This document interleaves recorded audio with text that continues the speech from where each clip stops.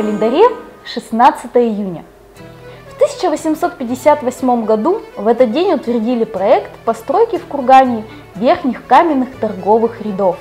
Каменные верхние торговые ряды, их также называли гостиным двором.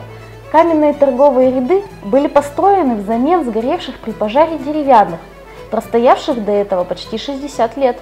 Гостиный двор сгорел вместе с товарами, убыток был огромный.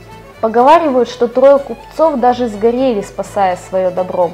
Верхние ряды были старше нижних и популярнее. Все потому, что их не заливало во время паводков. Да и место расположения оказалось достаточно удачным для тех времен, рядом с Троицкой церковью. Каменные верхние торговые ряды снесли в начале 70-х годов 20 века. Сейчас на их месте здание Курганской областной филармонии.